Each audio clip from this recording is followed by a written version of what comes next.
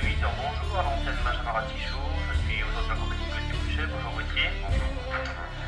Alors, l'objet de notre émission s'attellera au second traité de Paris en date du 20 novembre 1815 qui clôt définitivement l'épisode des guerres napoléoniennes et qui installe pour une durée de 15 ans la branche aînée des Bourbons sur le trône de France. Et alors, ce traité revêt des caractéristiques assez diverses qui nous obligent à traiter un peu des conditions de la défaite napoléonienne, à la fois en 1814 et en 1815, du traité en tant que tel, et peut-être également mettre en regard ce qui s'est passé dans le même temps à Vienne, le fameux congrès de Vienne qui s'est étendu toute une année durant, de 1814 à 1815, mais également de parler des contestations de ce traité et de ses modalités d'application.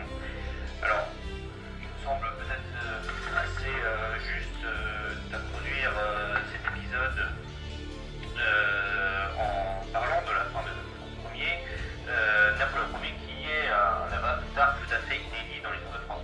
Oui, parce que c'est un peu à la suite de la période qui est quand même l'une des plus dures de la Révolution, la terreur, le directoire, qui est une période un petit peu assagie. C'est la suite c'est à la fois la suite de la Révolution, mais quand même certainement dans l'esprit de Napoléon, l'idée de renouer un petit peu avec le fil rompu de la monarchie. Alors, Napoléon, certes, n'était pas un roi, c'était un empereur, tout le monde le sait, mais c'est effectivement, Benjamin, une sorte de hybridation entre les idées nouvelles de la Révolution, qui sont un petit peu celles des Lumières. On avait parlé vaguement il y a quelques semaines de cela dans notre émission sur le despotisme éclairé. Et puis, Napoléon, c'est aussi donc le retour d'une figure qui est une sorte de figure absolutiste, chose que si les robespierristes, les montagnards avaient survécu, chose qu'ils n'auraient sûrement pas toléré. D'ailleurs, les derniers députés de la montagne, que l'on appelait, je crois, les Couletois, ont combattu les premières heures de ce bonapartisme, d'abord à Troyes, puisque Bonaparte était premier consul, mais entouré de deux autres personnes. Donc, mais rapidement, Bonaparte a assumé un pouvoir personnel, devenant empereur, et on le sait, étendant les frontières de la jeune République française, qui ensuite n'est plus une république, très largement au-delà de son lit naturel, on peut dire. Et ça donne la France des 130 départements, ça donne les guerres napoléoniennes, ça donne aussi une coalition de grande ampleur contre la France, puisqu'elle associe le royaume d'Angleterre, le royaume de Prusse, l'Empire russe, l'Empire d'Autriche, et naturellement, Napoléon Ier a beau avoir du génie militaire en lui, ça personne ne le conteste, il ne peut pas résister face à cet assaut. C'est au sens propre et au sens figuré une Bérésina. Vous savez, Bérésina, c'est le nom d'une célèbre défaite napoléonienne. La campagne de Russie, tout ce qui s'ensuit, Napoléon doit battre en retraite. Il abdique donc une première fois en 1814. C'est, comme tu en parleras sans doute, Benjamin, la restauration d'un Bourbon, Louis XVIII. Et Napoléon tâche de reprendre le pouvoir. Ça, c'est l'épisode des 100 jours entre mars et juin 1815. Et Napoléon donc est défait de manière définitive à Waterloo le 18 juin 1815. Et donc ce second traité de Paris du 20 novembre suivant, le second parce qu'il y a eu le premier traité en 1814, ce second traité de Paris qui, on le verra, est couplé en fait à la mise en place d'une quadruple alliance entre la Prusse, l'Angleterre, la Russie et l'Autriche pour contraindre la France. Ce second traité de Paris, Benjamin, a des dispositions vis-à-vis de la France sont quand même très sévères, notamment sur le plan territorial, puisque la France en fait est ramenée à ses frontières de 1790. Alors, comme je le disais tout à l'heure, et pour confirmer tes dires, si ce second traité de Paris clôt l'ère des guerres napoléoniennes, il clôt également, pour un temps évidemment, l'ère des révolutions. Le traité de Paris doit être mis en perspective avec un âge de restauration qui touche l'intégralité du continent, puisque tu as parlé des territoires qui avaient été conquis par Bonaparte puis par Napoléon Ier, personnes se découplant dans... C'est deux personnages, Voilà, deux personnes physiques. Ouais, exactement. Et des territoires qui ont été conquis prennent leur revanche. Alors tu en as cité 3, et dont 2 prendront justement en cette année 1815 une importance particulière. Alors les 3 pays qui ont été occupés, majoritairement les plus importants, sont la Prusse, l'Autriche et l'Espagne. Alors ces 3 pays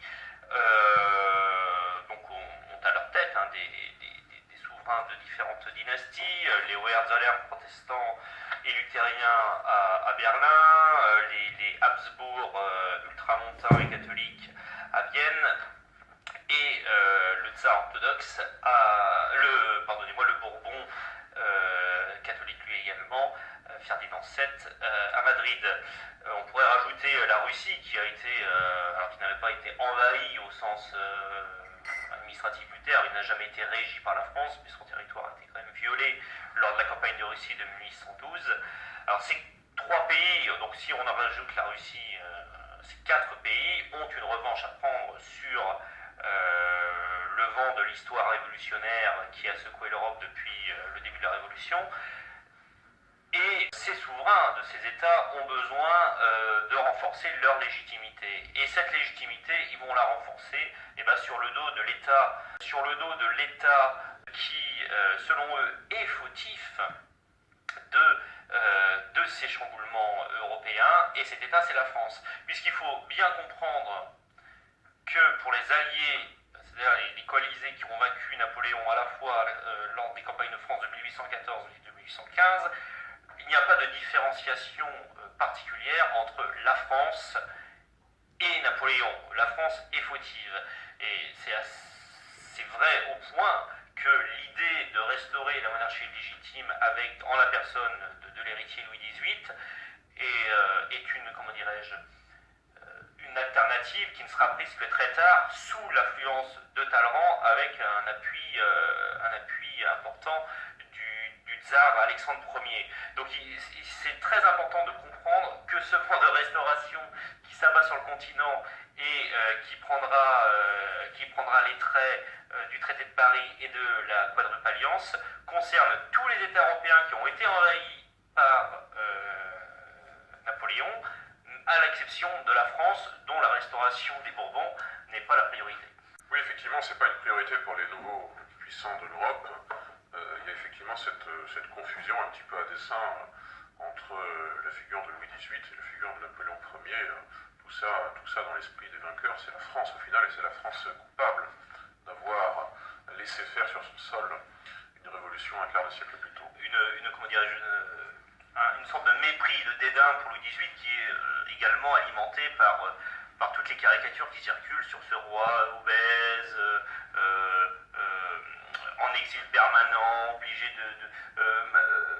obligé de faire ses valises d'Allemagne en Russie, de Russie en Suède, de Suède en Angleterre. Tout cela alimente les ricaneries des autres souverains européens.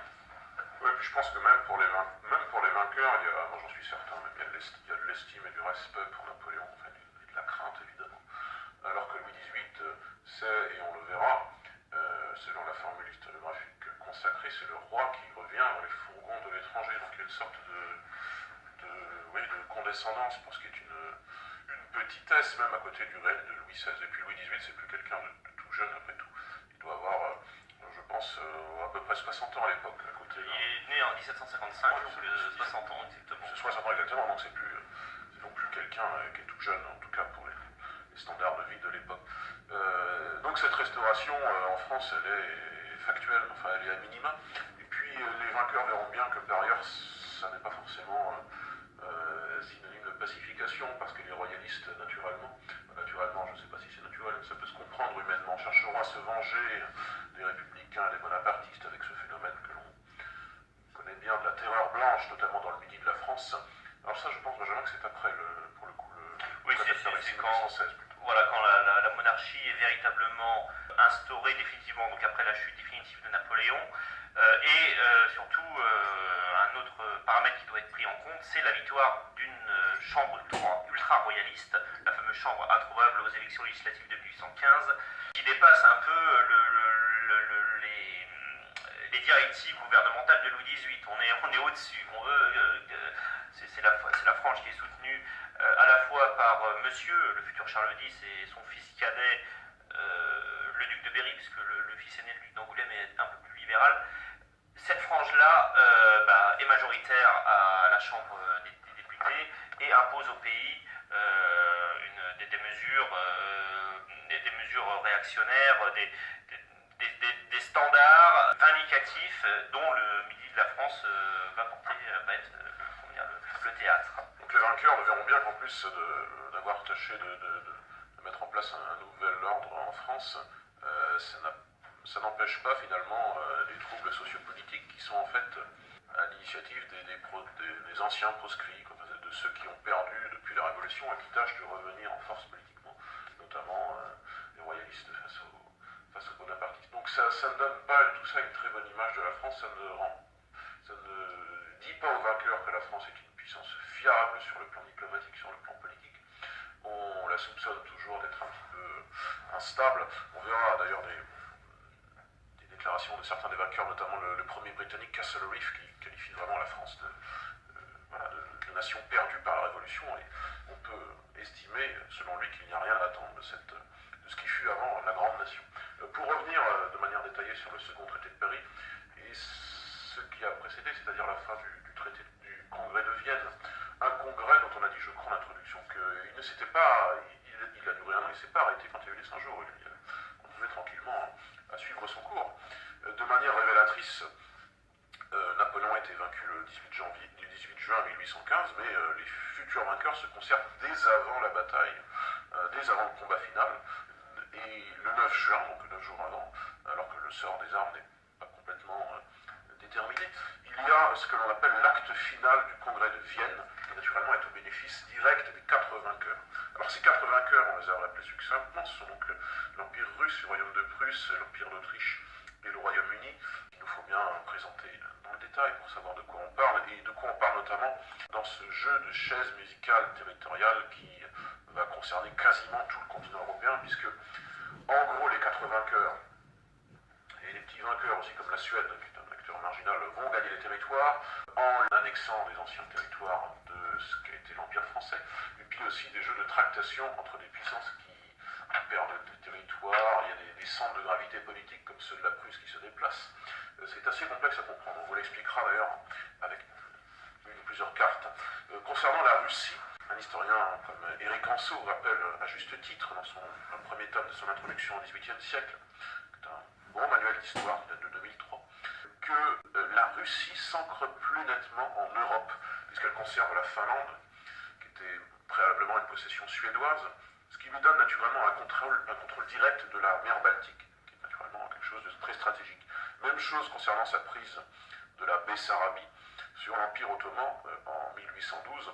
Cette prise ne lui est pas contestée, donc la Russie peut garder les territoires bessarabes.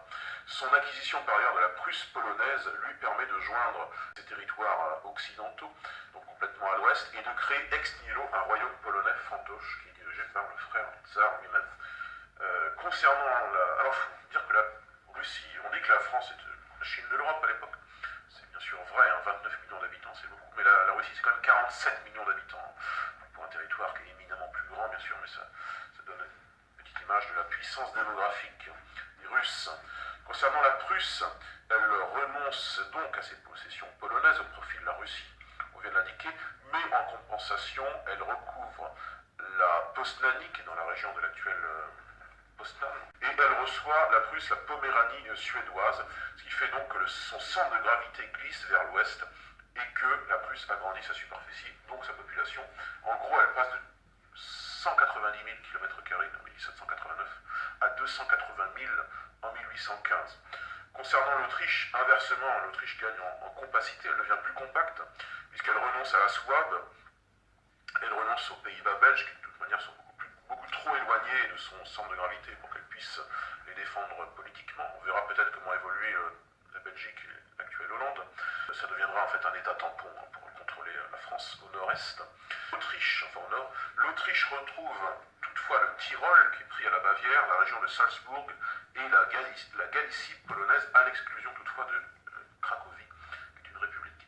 Elle annexe l'Illyrie et la Vénétie, associant cette dernière à la Lombardie, ce qui fait que l'Autriche est très influente, elle domine en fait politiquement, ce qui deviendra le nord de l'Italie, qui n'est pas encore unifié, hein, parce qu'il faut attendre les années 1860 pour l'unification de l'Italie.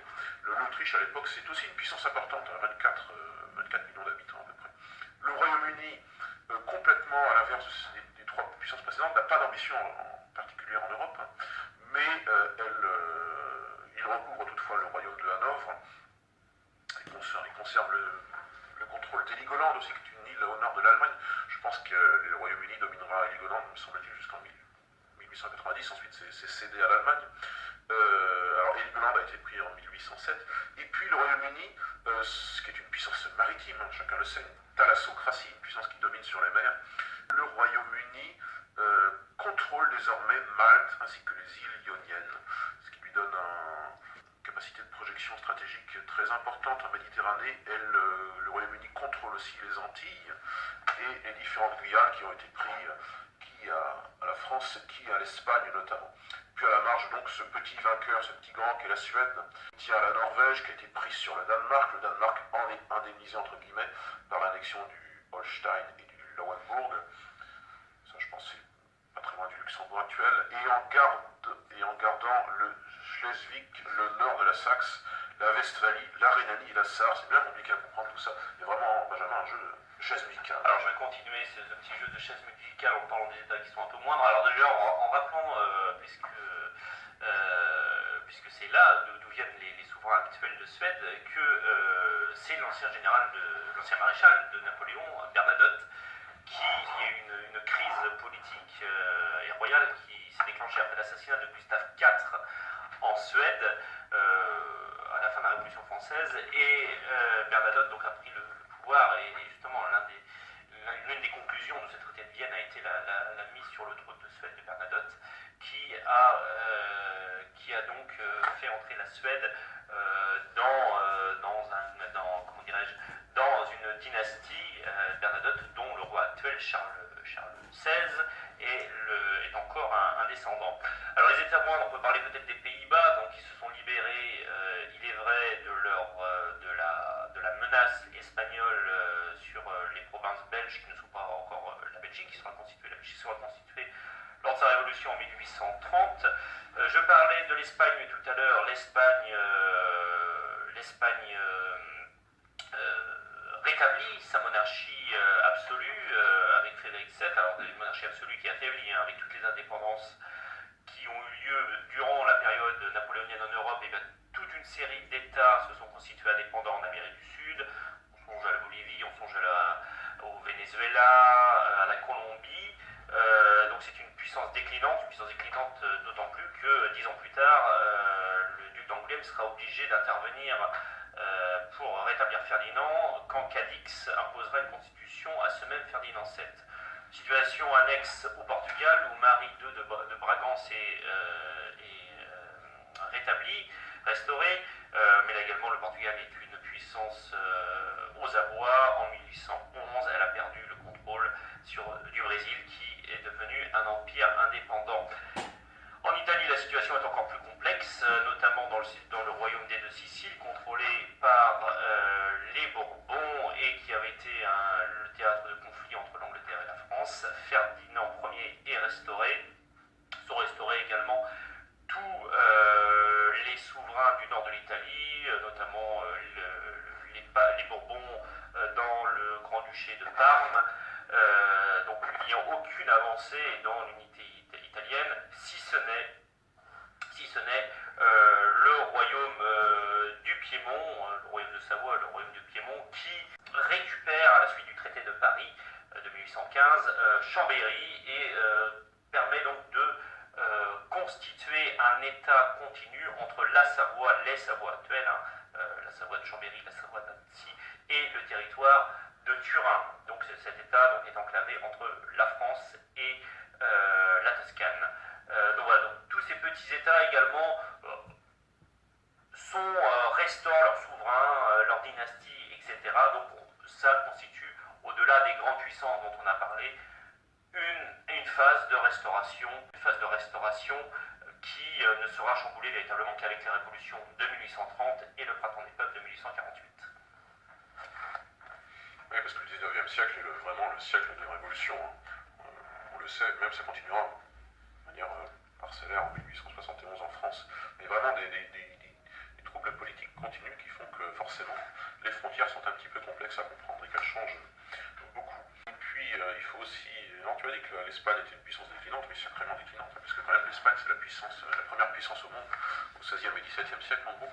Après naturellement, ce sont le Royaume-Uni qui domine un petit peu à jeu égal avec la France, mais là on est vraiment dans une situation où l'Espagne est quasiment témoin de l'histoire, elle fait du témoignage, quoi. Elle n'est plus du tout un acteur géopolitique de premier plan. Et ça n'a pas changé d'ailleurs depuis, je crains, pour l'Espagne, que ça ne change plus jamais. La défaite de l'empereur des Français entraîne donc, on l'a dit, une réorganisation européenne de grande ampleur. C'est par ailleurs tout ça couplé à un souci de rationalisation dont l'exemple le plus frappant est le nouveau visage de l'espace allemand, puisqu'on le sait, le Saint-Empire romain germanique, je pense, est dissous en 1806. C'est vraiment un espace composite sur le plan ethnoculturel, sur le plan religieux. C'est incompréhensible. Je pense que quelqu'un qui connaîtrait par cœur la carte du Saint-Empire romain germanique a vraiment un potentiel de connaissance historique rare. Enfin, je ne sais pas s'il y a vraiment des gens. Je pense qu'il y a des gens que ça passionne. Mais je ne sais pas s'il y a vraiment des gens qui connaissent par cœur les 360 États du Saint-Empire romain germanique de 1789, qui donc sont rationalisés après 1815 en une confédération germanique, la Deutscher Bund, de 39 États, ensuite 41, enfin une quarantaine d'États, dont l'Autriche. Et comme ça, une rationalisation de l'espace, de différents États, de différentes petites principautés en Europe, dont l'ancien Saint-Empire romain germanique devient cette confédération germanique. Et tout est fait, encore une fois, pour prévenir un éventuel retour de l'impérialisme français. Cette déclaration intéressante de Clemens von Metternich, qu'on avait traité il y a quelques mois de ça sur Préconsistoire, chancelier autrichien, donc, qui indique, selon lui, je cite, que la France est la grande fabrique des révolutions, je suis désolé, je ne sais pas si j'arrive pas à me lire, je ne sais pas si c'est la caverne ou la caserne, je pense que c'est la caverne plutôt, d'où sort le vent qui souffle la mort sur le corps social. Les vainqueurs donc veillent à entourer le royaume des Bourbons, qui est nouvellement restauré, d'un ensemble d'États capables de la tenir en respect, des États que les vainqueurs puissent contrôler, qui puissent influencer, voire contrôler politiquement, les Pays-Bas, le Luxembourg, la Suisse, le Palatinat, le Piémont-Sardaigne. Donc la France est vraiment, on peut dire, claque-murée entre des puissances qui lui sont hostiles, et la France, naturellement, perd aussi des territoires. Il faut dire que la France, en s'étant obstinée durant le printemps 1815 dans l'aventure des 100 jours, au lieu de revenir aux frontières de 1792, ce qui après tout était un gain territorial appréciable, surtout à l'Est, essentiellement à l'Est je pense d'ailleurs, revient aux frontières de 1790. Ce qui fait qu'aux pertes subies par la France après la première abdication de Napoléon s'ajoute, avec le second traité de Paris, le 20 novembre 1815, la perte de la Savoie, la perte de Nice, qui sont données au Piémont-Sardaigne, de même que, et là c'est plus important que des territoires, des places fortes au nord-est du pays qui sont perdues, Bouillon, Landau, Marienbourg, Philippeville, Sarrebruck et Sarrelouis qui sont prises à la France. Donc naturellement, la frontière orientale est nettement plus difficile à protéger. Et puis la France, on l'a dit, donc revient à ses frontières de 1790, même si c'est quand même un bel ensemble, un territoire peuplé de 29 millions d'habitants, ce qui, Benjamin, est beaucoup pour l'époque. Oui, alors il faudrait peut-être nuancer ce tableau au noir que tu viens de faire sur la situation internationale de la France, qui est vrai est assez délétère en cet hiver 1815, en cet automne, puisque nous sommes encore au mois de novembre. Deux grands hommes d'État, deux grands ministres de Louis XVIII, ont quand même essayé de sauver un peu les meubles et d'extraire cette France d'une situation assez compliquée. Le premier de ces hommes est le notoire Talleyrand, Charles-Maurice de Talleyrand-Périgord, ancien ministre de Napoléon Ier, et plénipotentiaire français au traité de Vienne.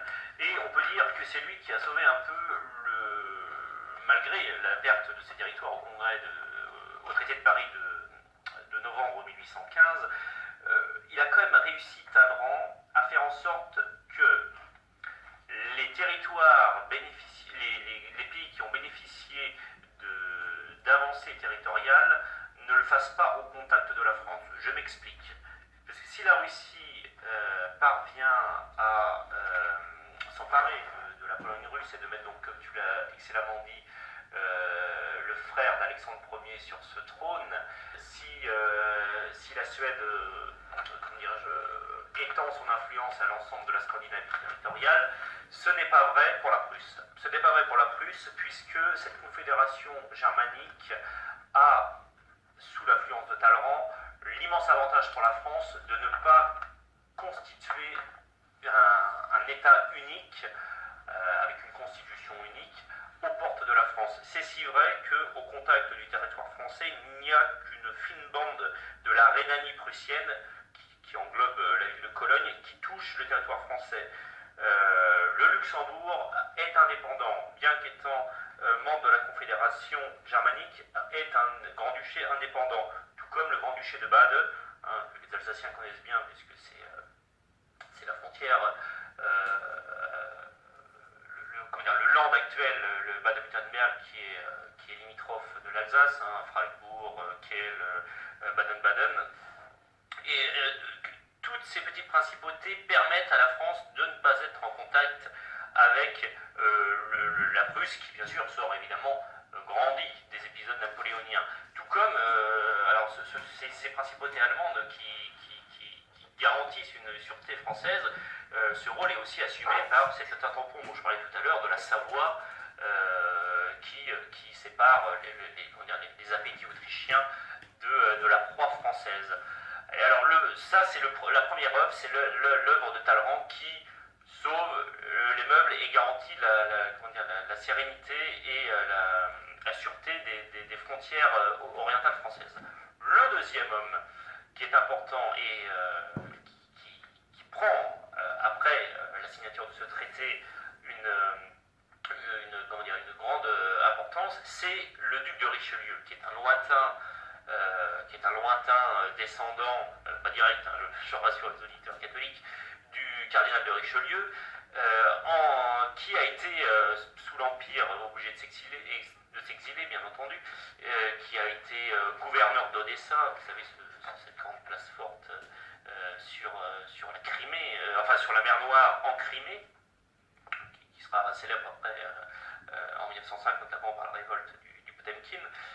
Richelieu, donc, gouverneur d'Odessa, proche du tsar, qui sera chargé, comme étant Premier ministre de Louis XVIII, de faire appliquer ce traité, dont l'une des clauses est quand même l'occupation du territoire du nord-est de la France par une armée de 300 000 soldats étrangers coalisés. Eh bien, finement, il faut le reconnaître, Richelieu arrive à organiser un congrès à Aix-la-Chapelle en 1818, faisant avorter une clause qui avait été contenue dans le traité de 1815, à savoir que l'occupation durerait 5 ans. Et bien en 1818, au congrès d'Aix-la-Chapelle, où la France se réunit avec l'Autriche, la Russie, la Prusse, l'Angleterre, toutes ces puissances dont Gauthier tu nous parleras, notamment via la quadruple alliance, Richelieu parvient lors de ce congrès à diminuer et faire cesser l'occupation 2 ans avant la date prévue effective du traité. Donc la France regagne un rang international, donc grâce à ces 2 hommes, à la fois Talleyrand, à la fois Richelieu. Alors il est vrai que c'est dans la défaite, il est vrai que la France doit se relever, mais ça salue et ça concrétise et ça consacre un sens politique des 2 hommes, c'est indéniable, mais également du roi Louis XVIII, qui veut la paix à l'intérieur. Après l'épisode de la Terreur blanche et des règlements de compte, le règne de Louis XVIII est un règne réparateur et pacifique, mais également de restaurer une stature française à l'étranger, une stature de sécurité vis-à-vis des grandes puissances qui ont bénéficié de la chute de Napoléon, mais également de grandes puissances dans l'échiquier européen. Et Louis XVIII y parviendra en 1823, j'en ai parlé tout à l'heure, lorsque la France sera l'organisateur de cette expédition internationale en Espagne pour restaurer Ferdinand VII, cousin du roi. Oui, effectivement, la France arrive à se sortir un petit peu du guêpier d'où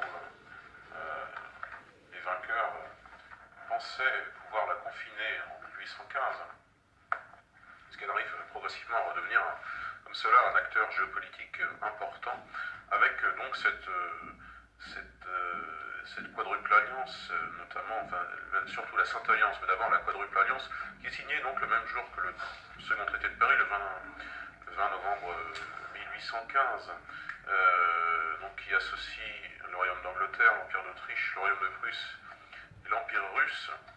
Il y a un mot éloquent sur ce qu'est la quadruple alliance selon les vainqueurs, le mot de Castlereagh, ministre des Affaires étrangères britannique. La quadruple alliance, c'est, selon Castlereagh, je cite, une arme contre la France. Je cite, c'est la crainte de notre union qui maintiendra la France soumise. Le texte de cette quadruple alliance prévoit la réunion hebdomadaire des ambassadeurs des puissances alliées qui sont en poste à Paris. Cette réunion des ambassadeurs permettra, estiment les vainqueurs, de contrôler les actes du gouvernement français, de lui présenter leurs observations. Mais la quadruple alliance ne se réduit pas pour autant à la surveillance de la France, puisque les signataires s'engagent à ce qu'il y ait une concertation en cas de trouble et plus largement organisée de manière périodique des conférences d'ambassadeurs, des congrès pour assurer, je cite le texte de l'Alliance, le repos et la prospérité des peuples. Et donc, en quelque sorte, à l'hégémonie d'une seule puissance, qui a été la situation de l'Europe, en gros, entre le début des années 1800 et 1815, à cette hégémonie de la seule puissance française, qui dépasse largement son historique, on l'a dit, succède donc un premier cancer européen, qui est celui de l'Europe de la fin des années 1810. Et donc, s'inspirant librement de la Sainte Alliance et de la Quadruple Alliance, Metternich, qui est le chancelier d'Autriche, élabore un système de défense du nouvel ordre international. Quand on dit ordre international à l'époque, c'est essentiellement l'Europe, puisque les États-Unis sont une petite puissance, naissant, voilà, ils ont 4 décennies à peine. La Chine est très peuplée, mais enfin, c'est un nain politique. Et puis, le monde commence également à être colonisé. Donc, quand on dit ordre international, on parle de l'ordre européen, quasiment par métonymie. Metternich donc élabore un système de défense du nouvel ordre international qu'il entend lui-même diriger. Alors, pour revenir à Metternich, même si on avait discuté de lui il y a quelques mois, c'est un personnage qui est conservateur, qui affirme, je cite, que le premier principe de l'alliance des grandes puissances est le maintien de toutes les institutions existant légalement. Il est très soucieux que le droit soit respecté. Le droit d'intervention dans les affaires internes d'un État, ce qu'on pourrait appeler maintenant au XXIe siècle le droit d'ingérence, est justifié lorsque l'ordre public est tellement bouleversé que, je cite Metternich, le gouvernement perd la force de maintenir des traités qui le lient aux autres États et que ceux-ci se trouvent menacés dans l'intérêt de leur sûreté et même de leur existence par les mouvements et les désordres inséparables d'un bouleversement pareil. Il y a donc cette quadruple alliance, cette sainte alliance qui se met en place à la fin des années 1810. Alors, ce qui est intéressant, tu as parlé du traité du congrès, une conférence d'Aix-la-Chapelle en 1818, des bonnes œuvres politiques du duc de Richelieu, qui a donc, comme tu l'as indiqué, dès 1817, obtenu une réduction de 30 000 hommes du corps d'occupation, donc un allègement par ailleurs des charges budgétaires que devait payer le Royaume de France. Richelieu a réussi également à négocier avec des grandes banques étrangères, notamment Hope et Baring, des emprunts qui vont permettre de régler dettes et indemnités de guerre. On voit que commence à émerger aussi dans la gestion des affaires des États le système bancaire au début du 19e siècle. Faciliter d'ailleurs cette réduction par la vitalité économique française grâce aux efforts budgétaires qui ont été accomplis par le baron Louis, qui a été véritablement celui qui a relevé l'économie, une économie exsangue après des années de blocus continental, et qui a permis à la France de se réenrichir et de payer ses indemnité dans les temps. J'aimerais faire juste une petite observation. Alors, tu parlais de droit. C'est intéressant puisque j'ai parlé de l'œuvre de Talleyrand et de Richelieu pour un peu contrecarrer les applications assez draconiennes du traité de Paris. Peut-être chercherons-nous une cause de ces non-applications, de la non-application de la rigueur qu'a voulu la quadruple alliance, en parlant de la conception du droit qu'avaient les souverains. Parce qu'il ne faut jamais oublier que nous sommes dans une Europe post-westphalienne. Je m'explique. Les traités de Westphalie en 1648, qui avaient conclu la guerre de 30 ans, une guerre affreuse sur les territoires allemands, avait couronné une vision du droit, c'était la vision du droit d'un juriste néerlandais qui s'appelait Grotius, qui mettait en exergue l'intérêt des États avant les questions religieuses. Parce que vous savez que la guerre de 30 ans était, avant d'être une guerre entre les États, c'était une question religieuse. Et cette conception du droit des intérêts des États de Grotius avait été parfaitement assimilée par l'Autriche, qui avait connu, nous l'avons vu dans notre émission sur le despotisme éclairé, des gouvernements rationalistes, en Prusse évidemment, et en Angleterre, bien entendu. La Russie apparaît comme étant le talon d'Achille de cette quadruple alliance et ne pas faire concert avec les trois autres puissances dans cette vision du droit rationnel qui préside aux trois autres pays. En ce sens que même si l'intérêt de la Russie est d'affaiblir la France, puisque c'est comme la France qui l'a attaqué en 1812, même si cet intérêt doit être pris en charge, les Bourbons demeurent selon Alexandre Ier, le régime naturel de la France et le régime qui préservera la France des agitations et fera en sorte que la France ne diffuse pas de messages révolutionnaires, ce qui a été le cas avec Napoléon. Napoléon, qu'on le veuille ou non, a diffusé la philosophie des Lumières, la philosophie révolutionnaire, notamment dans les territoires allemands. Et donc, ce talon d'Achille est Alexandre Ier, qui a fait pression suite à Talleyrand pour rétablir Louis XVIII, et qui fait fausse note dans ce concert des quatre grandes puissances, puisqu'il considère que la restauration des Bourbons est un principe qui doit être conservé. Alors, cette vision du droit très traditionnel de Grotius ne satisfait pas tout le monde, puisqu'il y a encore, malgré cela, cette réaffirmation chrétienne de la chose, il y a encore des contestataires de ce nouvel ordre via ce traité de Paris du 20 novembre 1815, au premier rang desquels Joseph de Maistre, qui, dans son petit opuscule du pape, qui est une profession de foi ultramontaine, condamne l'absence dans ce corps des grands souverains chrétiens, et bien du premier d'entre eux, celui du pape Pie VII, qui a été lui aussi emprisonné, maltraité, malmené par l'empereur Napoléon, et qui ne préside pas à grand-chose dans le nouvel établissement des nouvelles frontières et du nouvel ordre européen. Donc on voit bien qu'il y a différentes conceptions du droit et de la place de chacun dans les négociations, et que de toute façon, selon le pli qu'on prend, ultramontain, chrétien ou totalement rationaliste et régissant ses propres intérêts nationaux, des visions totalement différentes de ce traité. Voilà, chers amis auditeurs, concernant le second traité de Paris, la quadruple alliance, ce nouvel ordre géopolitique européen établi donc en 1815, qui est en somme un ordre fragile, qui on le verra sera bousculé, l'histoire en donnera la preuve, puisque le cycle de restauration qui a été entamé sera quelque peu encalminé en 1830, en France, à Naples, en Grèce également, où il y a une révolution, et surtout en 1848, en France de nouveau et en Hongrie. Il faut rappeler, concernant le cas de la France, qu'il y a eu cette révolution des Trois Glorieuses à l'été 1830, que Charles X a été déposé. C'est pas pour autant qu'on a établi une république, puisque la monarchie des Bourbons a succédé la monarchie des Orléans avec Louis-Philippe, qui lui-même a été déposé par une nouvelle révolution en février 1848. Alors là, pour le coup, on a eu une république ensuite, la Deuxième République, qui n'a pas duré très longtemps, vous le savez sans doute, puisqu'il y a eu ensuite le retour d'un Napoléon qui, de manière originale, doublement originale, d'une part a été élu président de la République en décembre 1848, et qui, plus est, a été élu au suffrage 1865. Voilà, chers amis auditeurs, concernant le second traité de Paris.